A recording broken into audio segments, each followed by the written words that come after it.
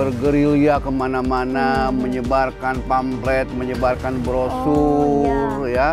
Kemudian ke Tangerang Raya, kadang ke Bogor, kadang-kadang ke Depok, ya, untuk mendapatkan kepercayaan dari masyarakat bahwa ini ada Unpam loh, yang mau menyelamatkan Unpam, ya, dengan segala pengorbanan, dengan segala komitmen ke depan.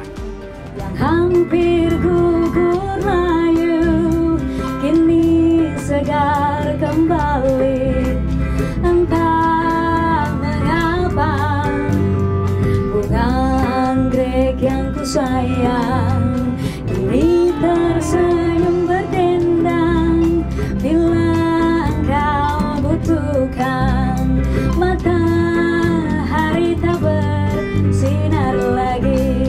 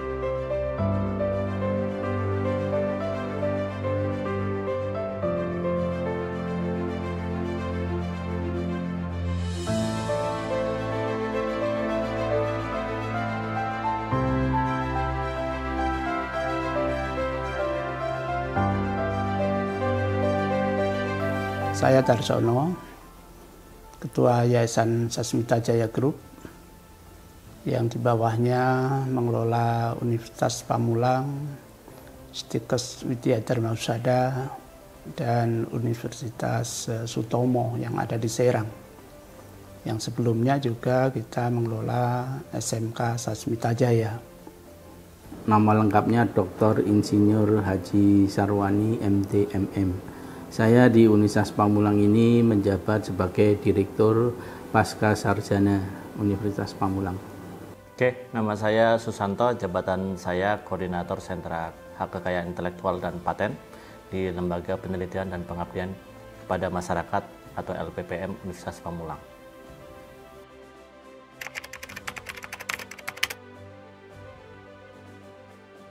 Kita mengenal Pak Yoyon ya sejak kita mengelola perguruan tinggi Universitas Pamulang tahun 2004. Sebelumnya kita nggak kenal Pak Yoyon, dan Pak Yoyon tadinya itu mempunyai background bekerja di perusahaan Korea, sehingga di sana tertanam etos kerja yang luar biasa, karena orang luar negeri biasanya kan menuntut produktivitas.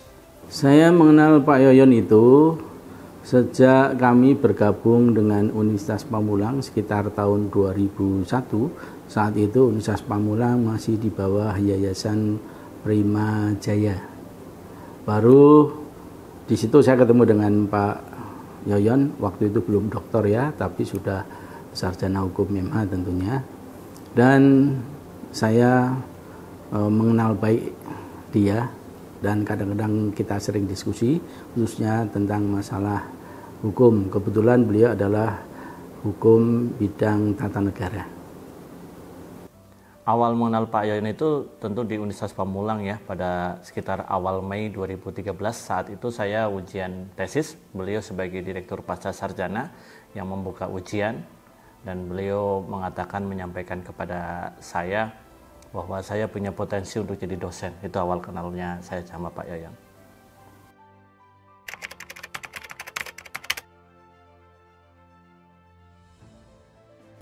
Kita belum begitu tahu, tapi di dalam perjalanan kita selama 17 tahun ini kita sangat mengenal pribadi Pak Yoyon dan juga etos kerjanya, loyalitasnya terhadap lembaga, sehingga hingga saat ini kita bisa bersama-sama untuk mengembangkan Unpam ini. Saya mengenal Pak Yoyon itu begitu saya lihat orangnya, wah ini pertama dia cukup supel, cukup cerdas dalam bidang hukum, kemudian dia mempunyai pendirian yang kuat untuk memperjuangkan hal-hal yang sifatnya kebenaran. Sehingga saya senang sekali untuk berdiskusi dengan beliau.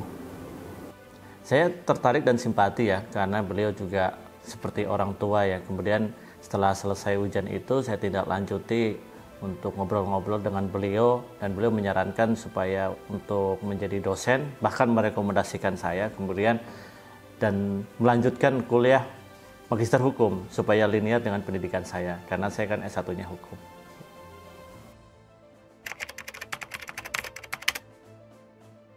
Ya dia bekerja itu loyal, total lah.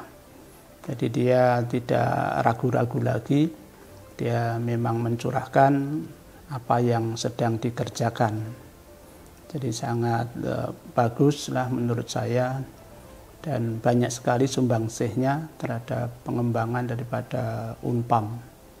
Mudah-mudahan apa-apa yang disumbangkan ke Unpam ini menjadi bagian amal jariah kita, untuk kita berbagi kepada masyarakat, untuk bisa memberikan kesempatan pendidikan kepada seluruh anak bangsa. Pak, setahu saya Pak Yoyon itu menggeluti bidang pendidikan sejak bergabung dengan Universitas Pamulang. Tapi beliau sangat gigih sekali, sehingga di tahun 2000 sekitar 2005 ya, setelah Unpam diambil alih manajemennya ya oleh Yayasan Sasmita Jaya, maka beliau langsung karena keilmuannya, kemudian di bidang pendidikan dia cukup serius, maka dia langsung diangkat sebagai kepala program studi ilmu hukum S1. Ya. Kalau sosok beliau ya di bidang pendidikan itu sangat energik ya, walaupun usianya sudah 63 tahun atau berapa itu, tapi tetap semangat untuk melaksanakan Tridharma perguruan tinggi. Jadi kalau untuk hal-hal yang beliau kurang paham, kurang tahu, seperti misalnya cara mengoperasikan Sintias segala macam itu, beliau mau nanya. Beliau orangnya nggak takut nggak malu sama yang lebih muda, karena beliau nggak bisa ya nanya yang lebih tahu gitu ya. Dan itu semangatnya luar biasa, energik orangnya gitu.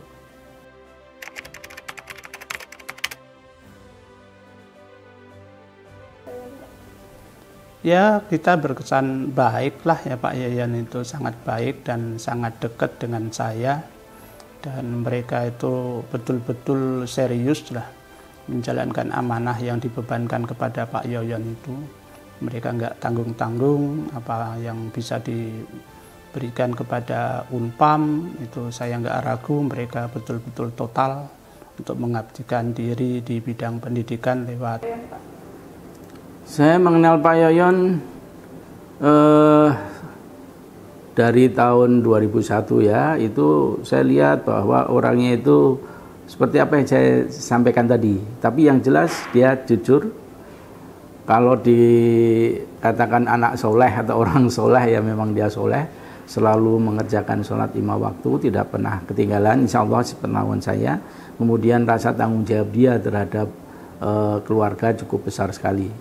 Kesan saya beliau seperti orang tua ya, selalu memberikan motivasi kepada saya dan memberikan contoh, kemudian memberikan pesan. Semua perbuatan yang kita lakukan terkait Tridharma perguruan tinggi, terkait dengan pengajaran, penelitian, kemudian PKM, itu tujuan utamanya adalah demi lembaga. Itu kata kunci yang selalu disampaikan kepada saya, selalu mengatakan demi lembaga. Karena lembaga ini tempat kita untuk mencari rezeki segala macam gitu. Seperti itulah yang disampaikan ke saya.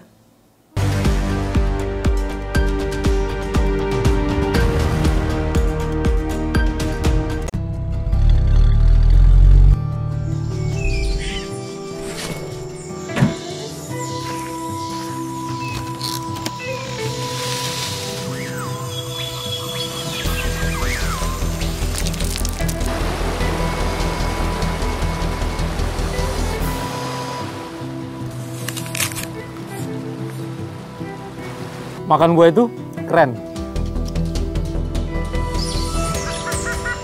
Ayo cegah penyakit kanker. Penyakit kanker adalah penyakit yang sangat ditakuti semua orang karena banyak menyebabkan kematian serta pembiayaannya yang mahal. Semua usia berpotensi terkena penyakit kanker. Penyakit ini dapat dicegah dengan mengubah perilaku atau gaya hidup seperti stop merokok, hindari terpapar asap dan residu rokok, hindari mengkonsumsi 4P, pengawet, perasa, pewarna, pemanis. Hindari terpapar bahan kimia dan polusi berbahaya. Rajinlah melakukan aktivitas fisik. Menerapkan perilaku hidup bersih dan sehat. Lakukan deteksi dini secara berkala. Karena Anda bertanggung jawab terhadap kesehatan diri Anda. Jangan tunda. Ayo hidup sehat untuk cegah penyakit kanker.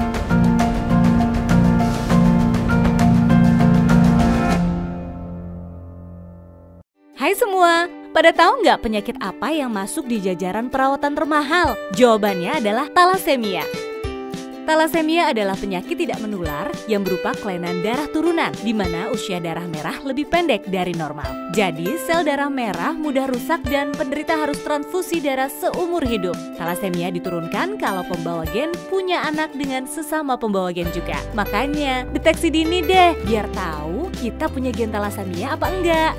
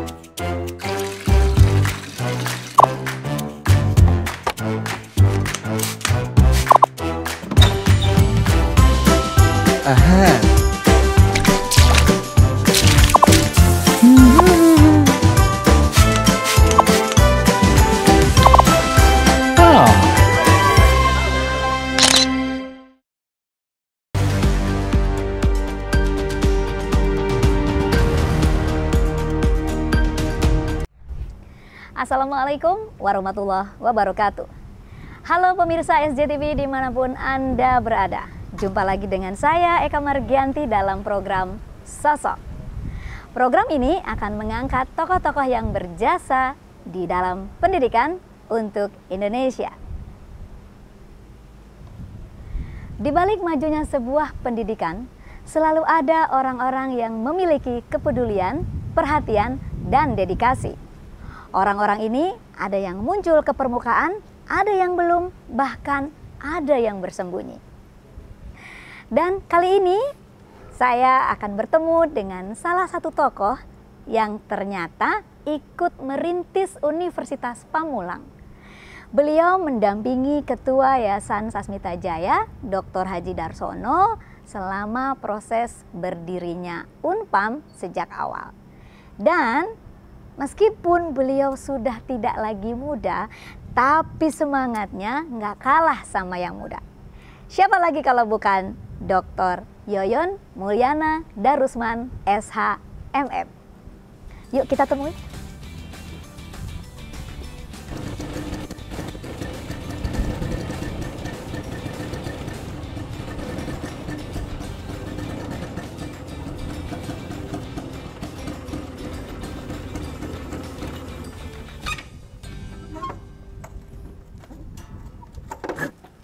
Assalamualaikum Miss Eka. Waalaikumsalam Pak Yoyon. Kumaha damang. Alhamdulillah. Kumaha Pak Yoyon. Ya, gimana nih? Ada apa nih manggil-manggil saya kayak ini Pak Yoyon datang dengan Vespa Legend rupanya nih. Pak Yoyon, pasti ini banyak cerita di balik suksesnya Universitas Pamulang nih ya Pak ya. Pastilah, Vespa ini tidak mungkin terlepas dari sejarah Unpam. Gitu ya Pak ya? Pastinya banyak maknanya. Banyak saksi makna, bisu, banyak kenangan. Bersejarah. Kalau gitu karena itu tidak mau saya jual kemana-mana ini. Wah, luar biasa. Oke, kalau gitu kita ngobrol-ngobrol ya Pak ya. Baik, siap. Iya, silakan. Ya, silakan Pak ya. Ya. Wah, ini Vespa tahun berapa Pak Yoyon? Ini Vespa tahun 94. 94. Iya. Sekarang 2022. Ini zaman dulu mahal banget ini. Mahal banget. Mungkin sekarang juga jadi Vespa yang mahal nih Pak. Karena orang udah jarang yang punya. Sudah unik ya. Sudah unik gitu ya. Nah, Bapak boleh cerita nggak sih di balik Vespa ini dari tahun 94 dia muncul gitu ya? Terus tadi Bapak bilang ini motor punya makna. Boleh cerita nggak sih ke pemirsa semua apa cerita di balik Vespa ini? Kalau Vespanya memang dibeli pada saat saya masih bekerja di perusahaan, gitu. Perusahaan Samsung Corporation lah, tidak apa-apa ya namanya perusahaan ya, sehingga zaman itu ya memang kendaraan yang luar biasa, gitu ya, prestis banget ya waktu itu ya.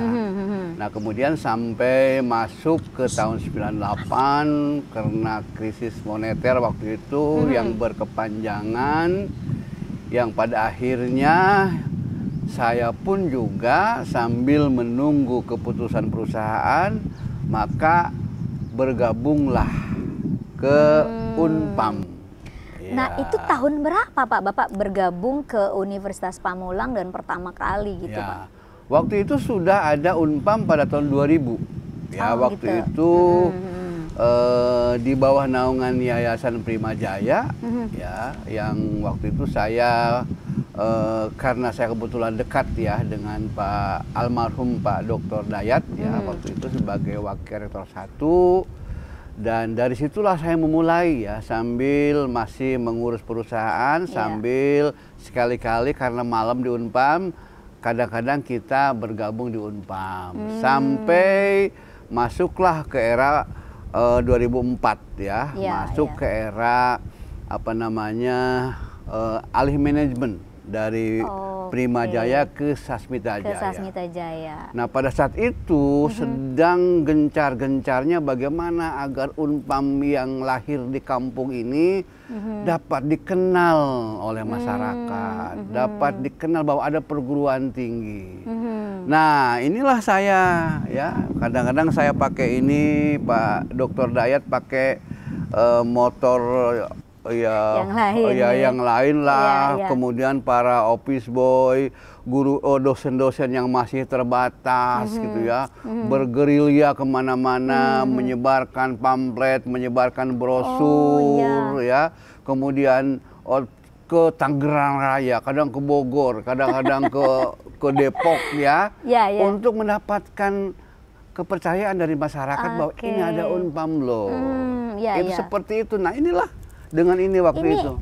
Sampai mana nih jarak terjauh Bapak promosi Unpam pakai motor ini? Ya, kalau pakai motor ini, kalau di wilayah Tangerang, karena waktu itu belum pemekaran Tangerang Selatan, bisa ke Balaraja, bisa ke Tiga Raksa, apalagi Legok, apalagi Rumpin, kadang-kadang ke Bekasi, tidak ke Bekasi, ke Depok misalnya ya. Itu seperti itulah. Nah, coba ini.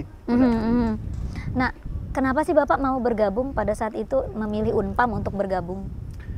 Ya sebetulnya memang saya waktu itu memang ada kedekatan persahabatan pertamanya dengan almarhum Pak Dr. Dayat Hidayat, yang kemudian juga berkenalan dengan Pak Dr. Haji Darsono, yang kebetulan waktu itu kampus juga kontraknya di SMK Sasmita Jaya.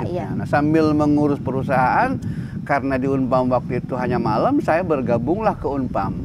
Poinnya adalah karena saya punya pengalaman, wawasan bekerja di perusahaan-perusahaan nasional maupun internasional, saya ingin berbagilah ya dengan mahasiswa di Unpam, sehingga mudah-mudahan memberikan nilai tambah kepercayaan kepada Unpam. Itu aja sebetulnya awalnya. Pak, boleh diceritakan nggak sih pada saat Pak Yoyon masuk ke Unpam, saat itu kondisi Unpam seperti apa, Pak? Ya, kondisi Unpam kan seperti yang sering diceritakan oleh Pak Ketua Yayasan misalnya. Lebih banyak dosennya daripada mahasiswanya.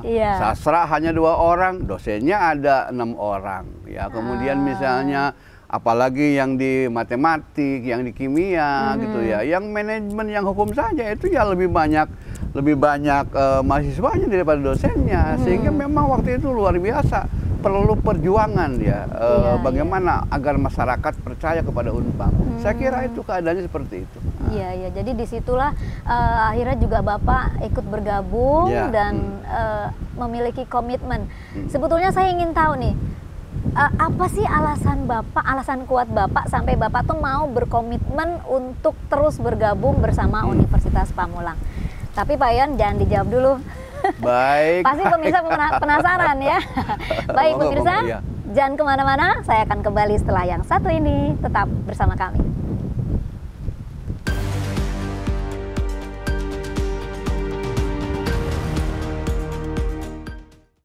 Ya pemirsa, masih bersama saya dalam program Sosok. Kita lanjutkan lagi bincang-bincang saya dengan Pak Yoyon. Ya Pak Yoyon, tadi di segmen sebelumnya saya ada menanyakan apa kira-kira alasan yang kuat Pak Yoyon hingga Pak Yoyon berkomitmen untuk tetap di Universitas Pamulang? Baik, Mas Eka. Tadi kan di awal saya jelaskan bagaimana perjuangan Unpam dari sejak tidak apa-apa menjadi apa-apa. Itu kan proses. Ya. Bagaimana dari awal dengan mahasiswa yang hanya sedikit, dosennya lebih banyak, mahasiswa minta kepastian sementara kita tidak ada kemampuan. Kemudian bagaimana berupaya juga tidak berkembang, yang pada akhirnya lahirlah atau datanglah sosok Pak Haji Darsono yang kebetulan setiap hari ada di situ. Karena beliau ada di SMK Sasmita Jaya, kebetulan Unpam kontrak ya di SMK. Walaupun kuliahnya malam, sehingga Pak Haji Darsono paham banget ini ada masalah apa dengan Unpam yang sudah hampir 4 tahun tidak ada kemajuan apa-apa. Malah timbullah mahasiswa sering pada bertanya segala macam. Maka pada saat satu Unpam yang sedang seperti itu, ada sosok yang mau menyelamatkan Unpam ya, dengan segala pengorbanan, dengan segala komitmen ke depan. Tidak mungkin saya harus, kalau bahasa ini harus breaching agreement. Saya itu komit, oke Pak, apapun keputusan Bapak, kita di belakang Bapak. Kita komitmen untuk terus bagaimana Unpam supaya besar. Itu yang poinnya kan itu gitu loh, seperti itu Eka. Jadi intinya Bapak tuh ingin memberikan pelayanan gitu ya kepada masyarakat. Iya, betul. Supaya masyarakat juga bisa berkuliah gitu ya Pak. Ya betul, kan begini. Dulu pada saat kita masih kecil ya, bagaimana kita tiap pekan, tiap bulan bergerak mempromosikan kemana-mana. Tidak yang datang, tidak nambah-nambah. Begitu masuk ke era Sasmita Jaya, mencoba dengan dimulai dibangun kampus, dibangun gedung, lalu mulai ada kepercayaan. Nah maka dari situlah saya ini bagaimana yang susahnya dulu cari mahasiswa, sekarang mahasiswanya sudah mulai banyak. Kita harus berikan pelayanan kepada mereka, ya, diberikan pembinaan, diberikan kebijakan-kebijakan, diberikan kearifan-kearifan yang walaupun kearifan itu pasti di dalam koridor akademik, itulah yang harus dipikirkan oleh kita. Kenapa? Jangan sampai mahasiswa yang sudah datang ke kita, sudah percaya dengan kita, lalu dibalik dengan pelayanan yang tidak baik, misalnya dengan mempersulit, dengan intimidasi, dengan ancaman, misalnya kan, ya lama-lama mereka pasti akan pergi, tidak mau balik lagi ke kampus, dan itu akan merusak lembaga. Karena itu, ayo ya, sekarang kita sedang mendapat kepercayaan luar biasa, terbesar di seluruh Indonesia terbanyak. Ayo kita rawat, karena itu aset. Karena kalau kita tidak rawat, akan ditinggalkan oleh mereka. Itulah komitmen Ketua Yayasan Pak Darsono dari awal. Pelayanan. Itu loh Miss Eka. Ya artinya mungkin kalau sudah Bapak berkomitmen seperti ini ya, Bapak juga tidak akan meninggalkan Unpam begitu ya? Ya, saya dari tahun 2000 saya tinggalkan perusahaan, saya sudah bergabung dengan Unpam hampir 22 tahun. Iya. Ya kita mau cari apa kecuali mengabdi kepada Unpam, berinteraksi dengan masyarakat, dengan mahasiswa, dengan dosen. Dan alhamdulillah walaupun saya, kata Miss Eka tadi, saya walaupun usianya tidak muda, tapi kan tampangnya ini kan kayak anak muda. Ini saya pakaian saya ngimbangin Miss Eka ini gitu loh ya. Semangat. Wah, gitu luar biasa ini ya Pak Yoyon ini pemirsa ya. Nah sekarang kita flashback nih Pak, flashback ke belakang. Pak Yoyon, kita kalau kembali ke Unpam nih ya, ke awal-awal Unpam berdiri. Saya dapat bocoran nih, Bapak dulu pernah merangkap 5 jabatan sekaligus. Nah ini gimana Bapak memanage tanggung jawab dengan 5 rangkap jabatan di waktu yang bersamaan, Pak Yoyon? Baik, Bu Miss Eka, saya jelaskan ya. Seperti yang saya jelaskan di awal bahwa manakala Unpam masuk ke era manajemen yang baru, ya, yang dinaungi oleh Yayasan Sasmita Jaya, itu kan pergerakan pengembangan kelembagaannya kan luar biasa. Iya. Promosinya, pembangunannya, dan mulai tumbuh kepercayaan dari masyarakat. Mulai mahasiswa berdatangan dari berbagai pelosok, itu kalau tidak salah sekitar 2006-2007. Atas upaya-upaya semua pihak mempromosikan pada saat itu. Nah, manakala mahasiswa sudah banyak, SDM-nya terbatas, sementara regulasi pemerintah itu sudah mulai nampak, sudah mulai mengatur. Iya. Maka porsi-porsi itu kan mau siapa lagi? Itu kan masalahnya. Iya. Sehingga saya kebetulan yang waktu itu ada di situ, iya, untuk memenuhi kebutuhan itu, maka saya aslinya waktu itu adalah Kaprodi Ilmu Hukum merangkap Dekan Fakultas Hukum.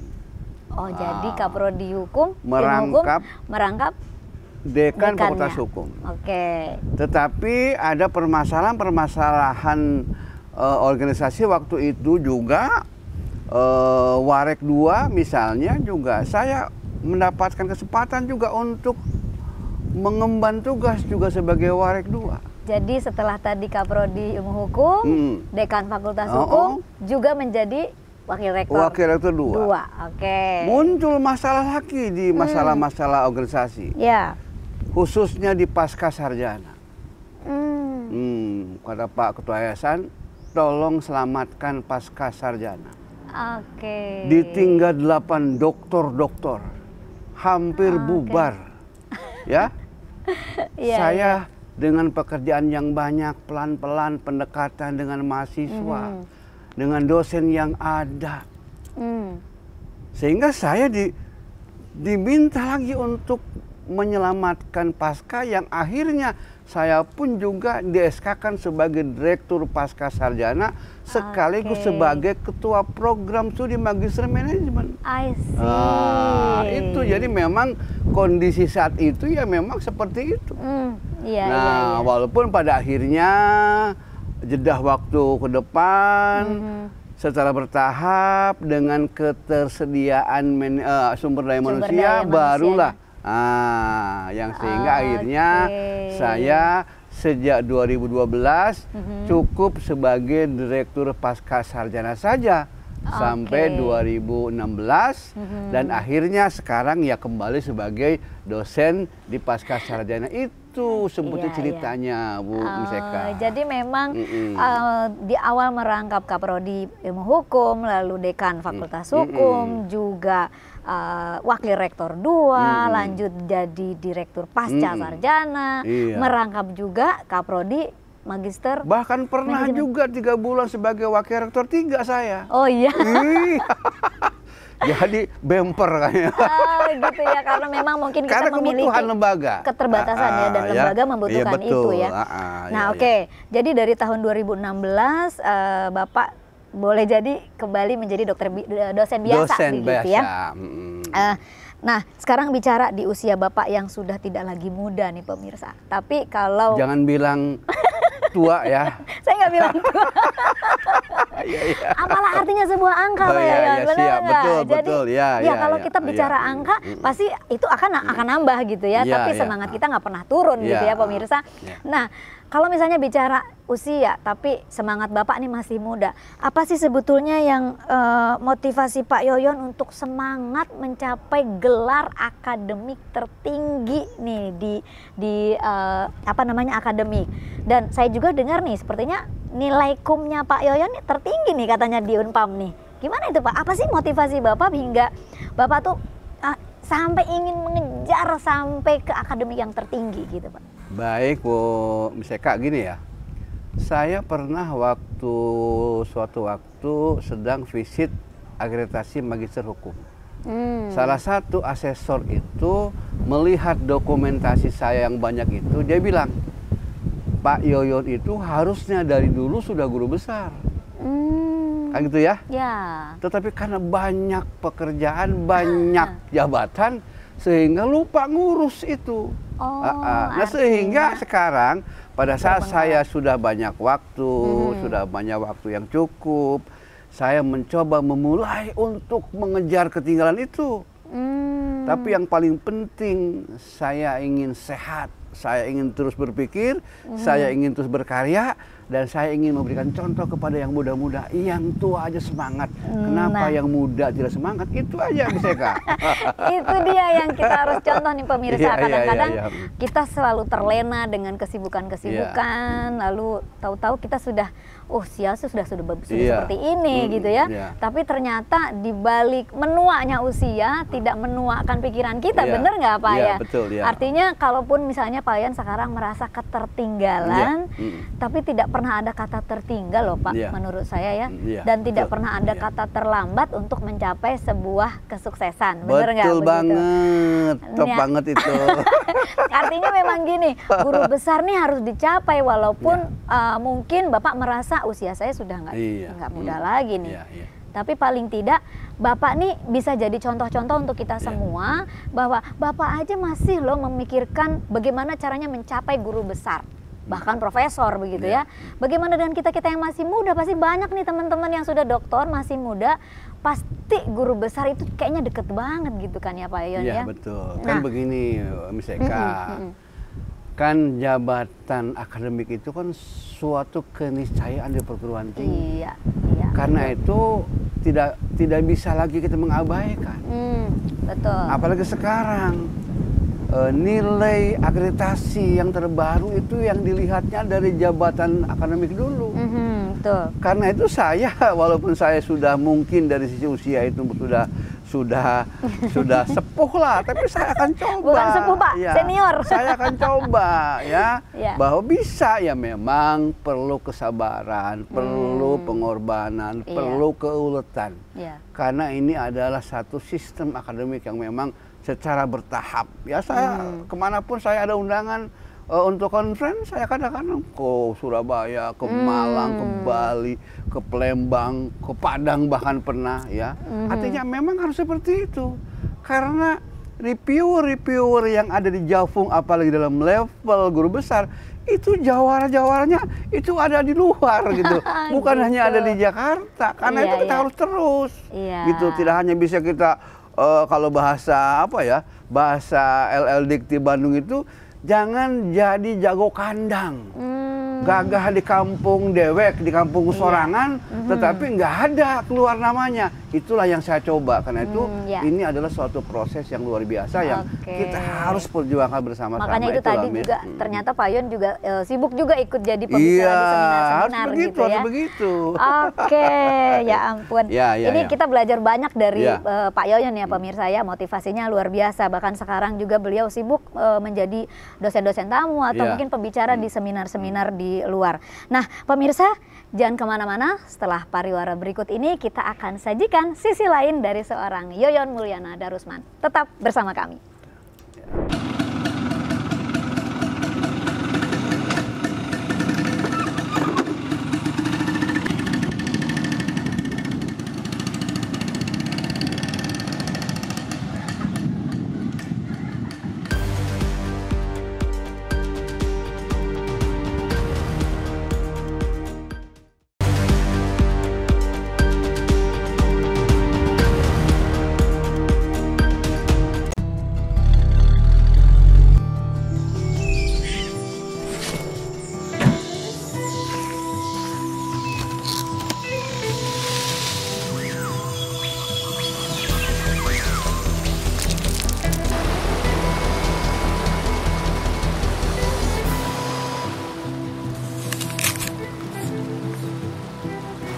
Makan buah itu keren.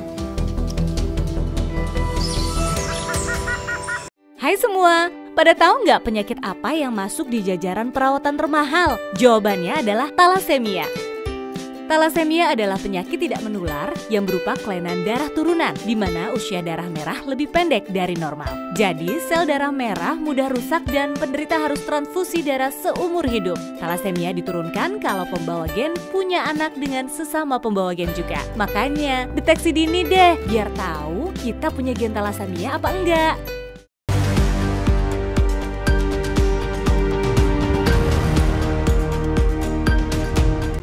Dr. Yoyon Mulyana Darusman SHMM, kelahiran Ciamis 16 Agustus 1958.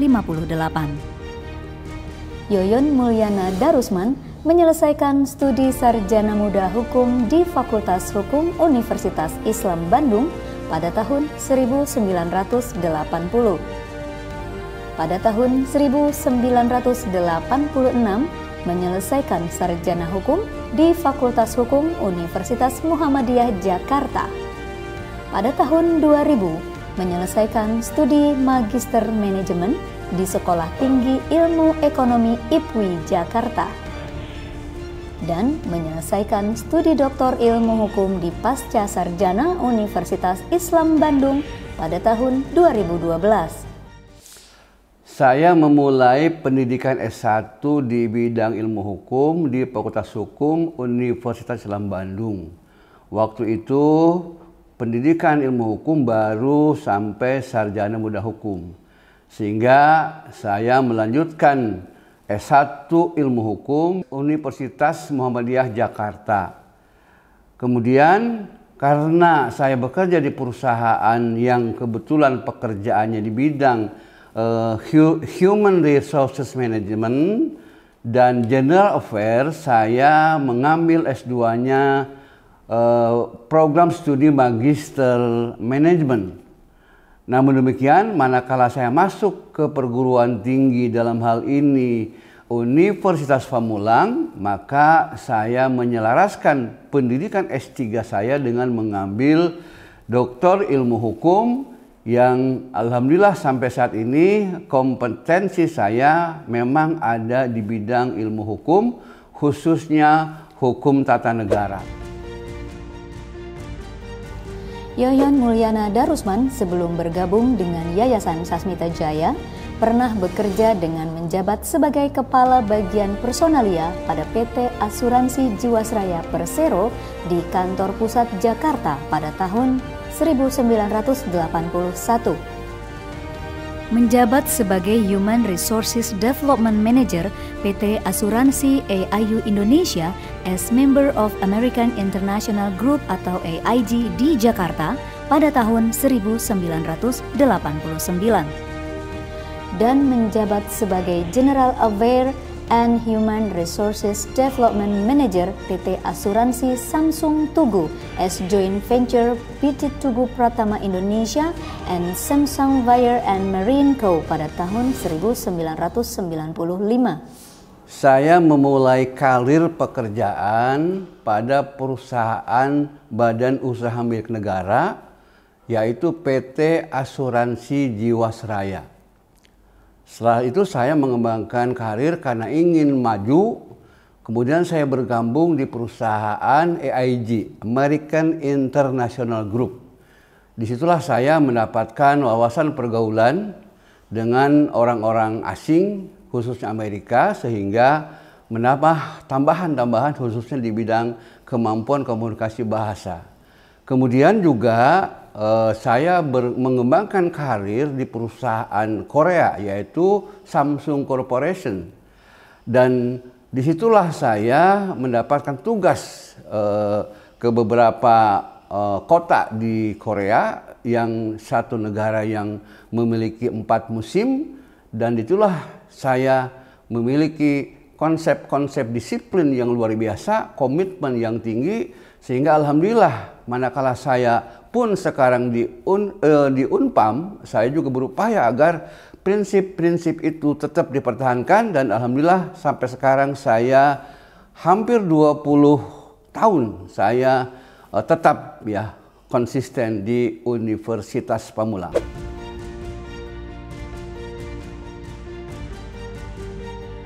Yoyon Mulyana Darusman menjadi dosen Fakultas Hukum Universitas Pamulang pada tahun 2000. Pada tahun 2004 menjadi Ketua Jurusan Ilmu Hukum Fakultas Hukum Universitas Pamulang. Pada tahun 2006 menjadi Dekan Fakultas Hukum dan merangkap menjadi Ketua Program Studi Ilmu Hukum Universitas Pamulang. Pada tahun 2008 menjadi Dekan Fakultas Hukum, merangkap menjadi Wakil Rektor 3 Universitas Pamulang. Pada tahun 2012 menjadi Wakil Rektor 2, merangkap menjadi Direktur Pasca Sarjana Universitas Pamulang. Pada tahun 2016 menjadi dosen Pasca Sarjana Universitas Pamulang, dan pada tahun 2019 menjadi Legal Corporate PT BPR Sehat Sejahtera dari kelompok usaha Sasmita Jaya Group. Karir saya di bidang akademik dimulai dari saya bergabung dengan Universitas Pamulang pada tahun 2000 sebagai dosen di Fakultas Hukum Universitas Pamulang.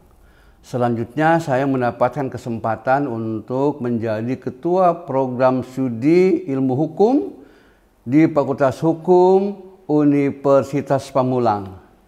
Kemudian juga karir selanjutnya juga mendapatkan kesempatan atau amanah menjadi Dekan Fakultas Hukum di Universitas Pamulang. Kemudian juga saya mendapatkan tugas waktu itu untuk menjadi Wakil Rektor 3 ya. Karena keadaan tertentu sambil tetap menduduki jabatan sebagai Dekan Fakultas Hukum Universitas Pamulang.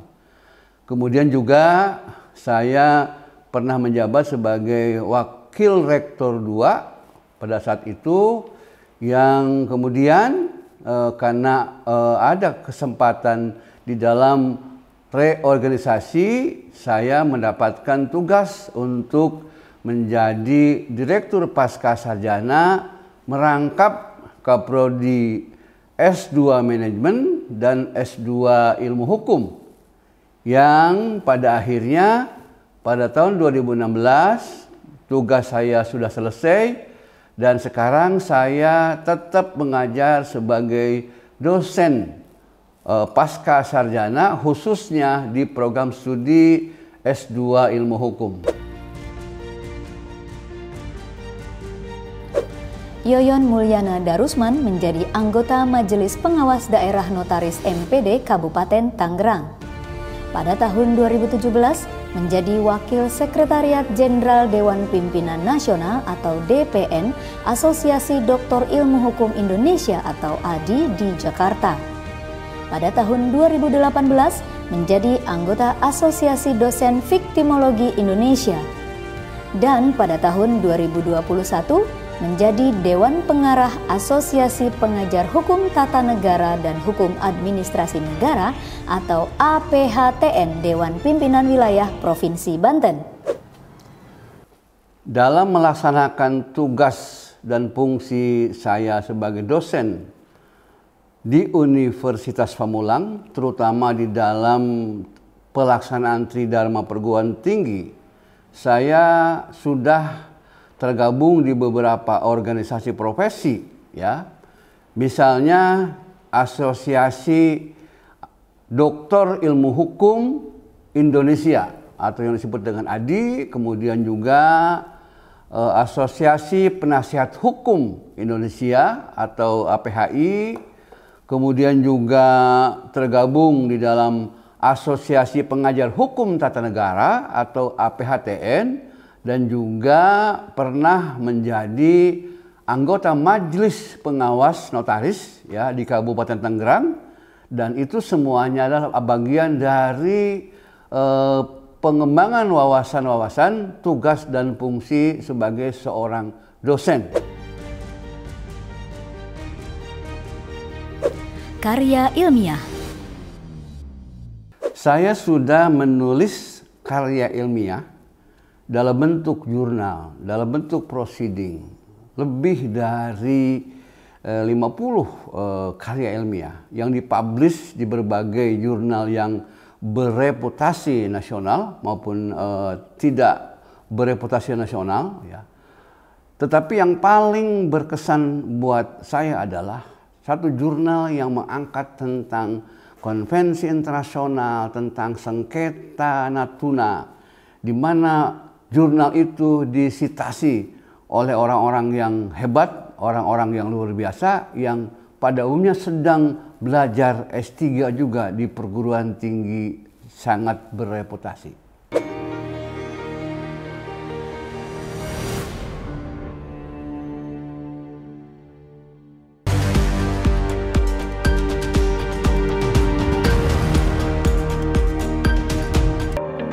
Lindungi diri dan keluarga dari COVID-19.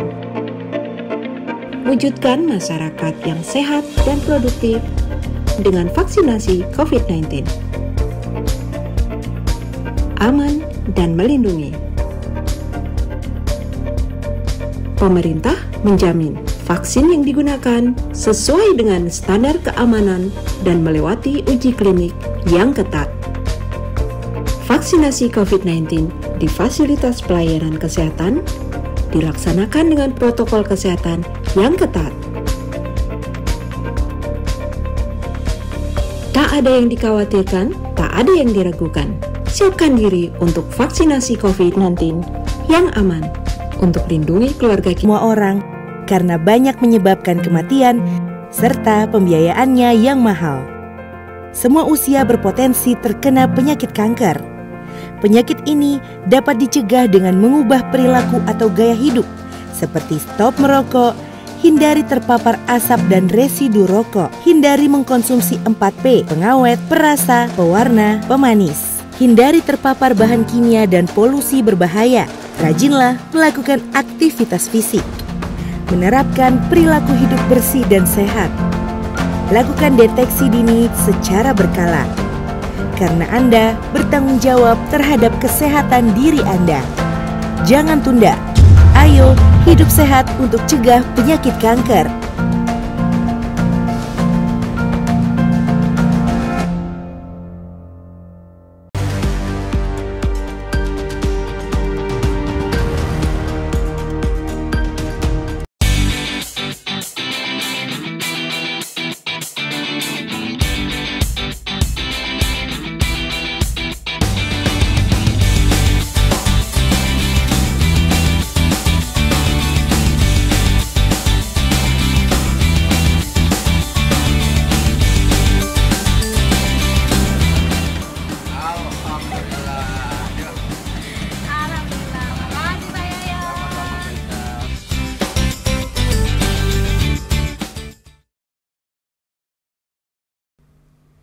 Pemirsa, masih bersama saya Eka Margianti dalam program Sosok, dan sosok saya masih bersama Pak Yoyon. Ya pemirsa, alhamdulillah kita baru saja tiba di salah satu studio yang terletak di Jalan Witana Harja, Pamulang. Dan kenapa kita tadi jauh-jauh dari kampus jalan ke sini pakai Vespa? Karena kita mau tahu sisi lain dari seorang Yoyon. Aduh Pak Yoyon, terima kasih. Sama-sama. Tadi sudah dibonceng pakai mantep Vespa. banget dah. Itu Vespa legend. Legend. Ya. Bonceng Ibu Eka lagi, luar biasa. Akhirnya saya bisa dibonceng Vespa yang bersejarah ternyata pemirsa. Oke Pak Yoyon, ya pemirsa, kita mau lihat, kita mau tanya seperti apa sih sisi lain dari seorang Yoyon Mulyana Darusman.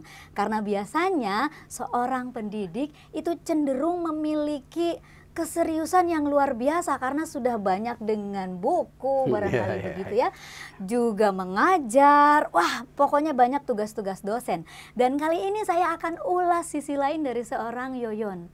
Ternyata siapa sangka Pak Yoyon ini memiliki hobi yang unik. Beliau suka bermusik, suka berolahraga, suka membaca buku, begitu ya Pak Yoyon ya? Betul Wah, banget, luar biasa. Ya. Nah kita mau tanya-tanya nih, seperti apa sih keseharian beliau kalau tidak mengajar? Hobinya seperti apa nih ya? Kalau tadi saya sebut Pak Yoyon senang bermusik nih Pak. Pak Yoyon juga senang berolahraga, juga baca buku. Pak, kalau kira-kira kalau baca buku nih, buku apa yang biasanya Pak Yoyon baca?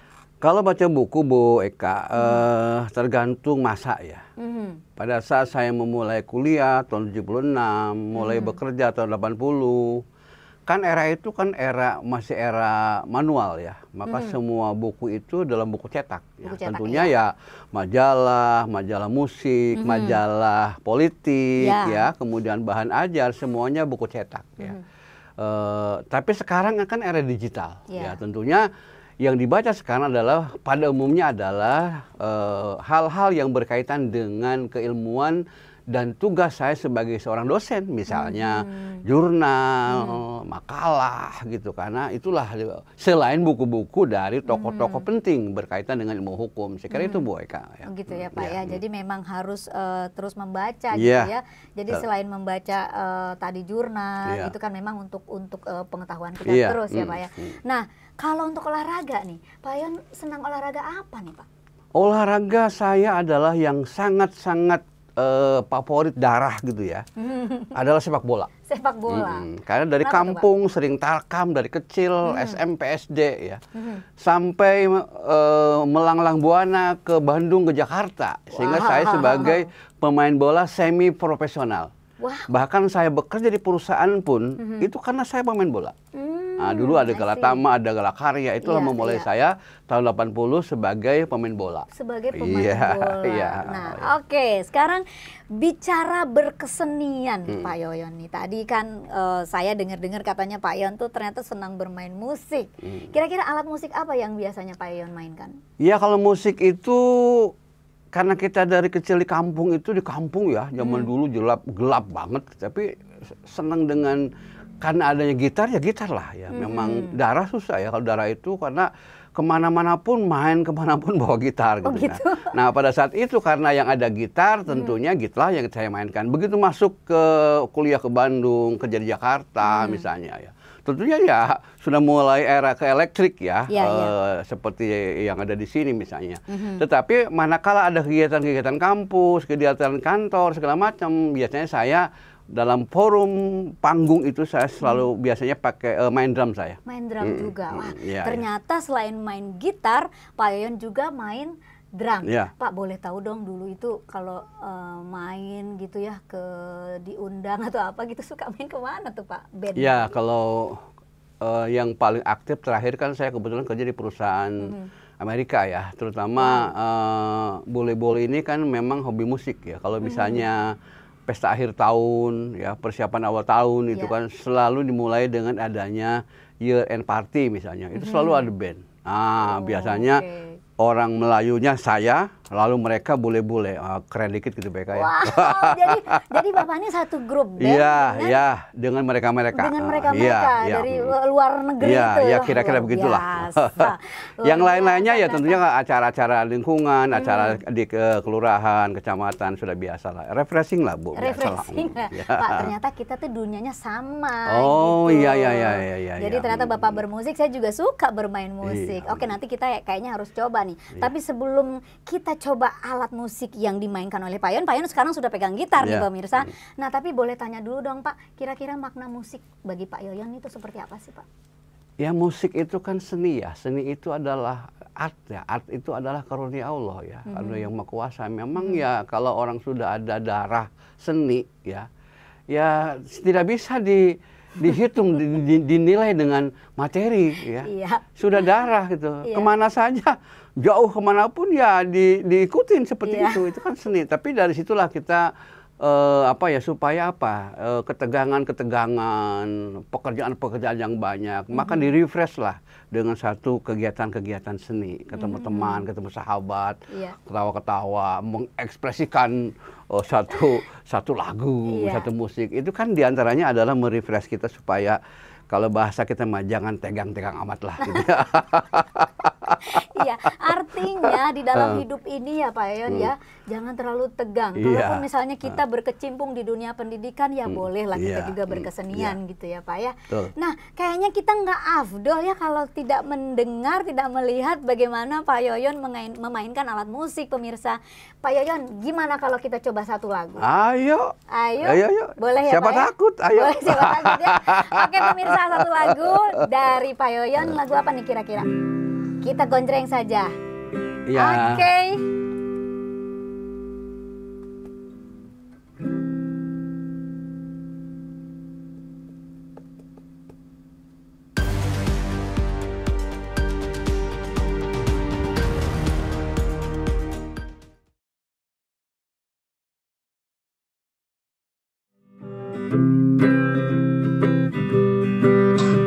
Setangkai anggrek bulan yang hampir gugur layu kini segar kembali.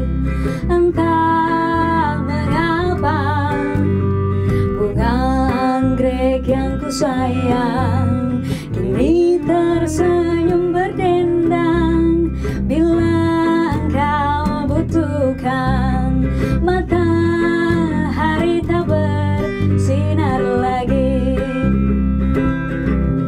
hatiku untukmu, hanyalah untukmu ku serahkan, ku dambakan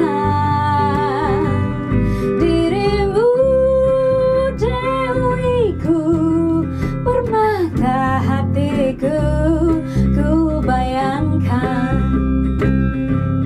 di setiap waktu,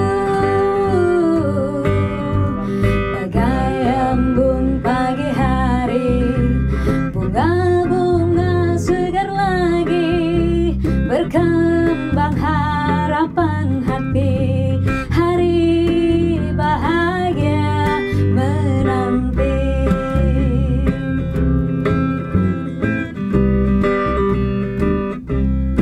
Ya pemirsa, itu tadi sosok kita bersama Prof. Yoyon. Luar biasa, menginspirasi untuk kita semua karena ternyata seorang pendidik pun bisa dan hobi bermain musik. Jadi siapa bilang kalau pendidik itu harus selalu serius? Kita juga butuh hiburan, butuh seni. Jadi saksikan selalu sosok episode selanjutnya. Sampai jumpa, Sasmita Jaya berbagi untuk negeri. Sampai jumpa. Wassalamualaikum warahmatullahi wabarakatuh. Setangkai anggrek bulan yang sampai gugur layu kini segar kembali. Entah mengapa bunga anggrek yang ku sayang